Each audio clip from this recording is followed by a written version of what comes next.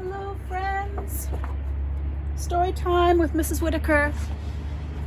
I hope you are all doing very well. And I know if you're anything like me, you're eager for part 2 of Pirates. So we learned about Calico Jack Ratham. We learned about Jolly Rogers. Now we're going to keep going. Oh, yes. Last time we were talking about what happens if a pirate breaks I've lost it. What happens if a pirate breaks some of the rules? What happens if a pirate breaks the code of conduct about share of booty and no gambling, no stealing? Well, at sea, the pirates have their own code. If a pirate broke his ship's code, he was punished. For a small crime like gambling, a pirate might be fined. But a pirate who did something worse, such as stealing from his shipmates, was in big trouble. Then he was marooned.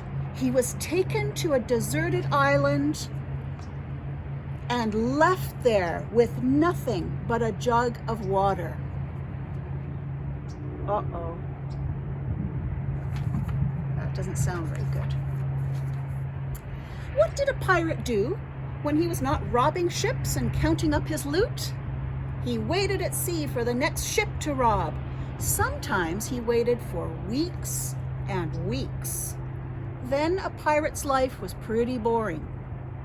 Most of the time was spent repairing the ship, patching up ripped sails, and mending the lines. The pirates also had to catch their dinner. If they didn't find any fish, they would have to eat hard, wormy biscuits and warm beer.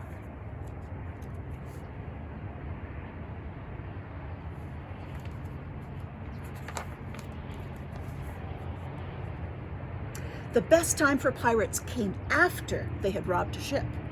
Then they returned to shore to celebrate. Port Royal, Jamaica was one of the favorite hangouts of the Pirates of the Caribbean. There they ate and drank, gambled, and acted as wild as they could until their treasure was spent and it was time to steal some more.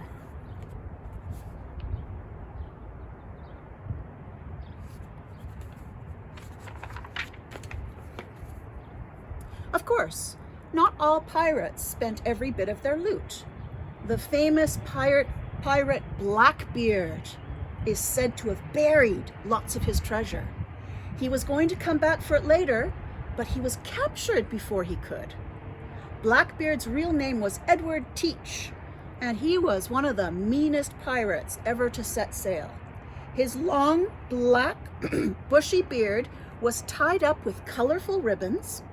He wore 6 pistols, and if that didn't make him look fierce enough, he stuck long matches under his hat and set them on fire to make himself look more frightening.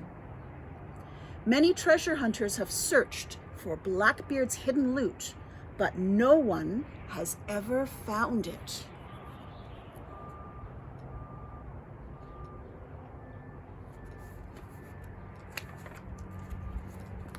Other pirates are said to have buried treasure too. One of the most famous is Captain Kidd. They say he buried his fortune somewhere on Gardiner's Island near Long Island, New York, almost 300 years ago. The pirate Benito Bonito of the Bloody Sword also left behind a treasure. Today it is called the Lost Loot of Lima. Some say it is still buried on an island in South America. The island's nickname is Treasure Island, but that fortune too has never been found.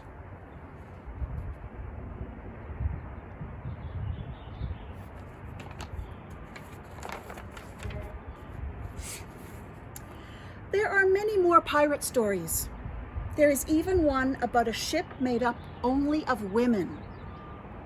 which sailed around the Baltic Sea 800 years ago. The captain was a Swedish princess named Alwilda.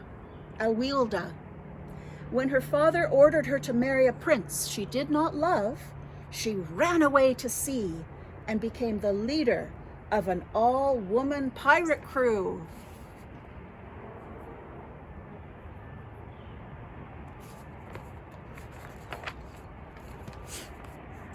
Usually, women weren't allowed on pirate ships, but there were two women in Calico Jack's crew, Anne Bonny and Mary Read, dressed up in men's clothes so that neither their prisoners nor their shipmates would know who they really were.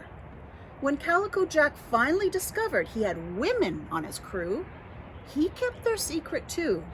Anne and Mary were two of his bravest pirates, and he did not want to lose them.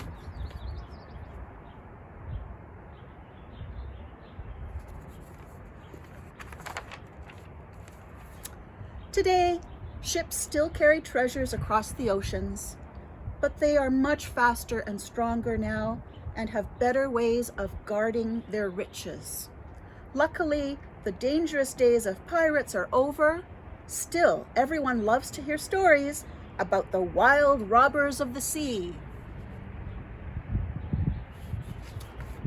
Wonderful. See you next time, friends.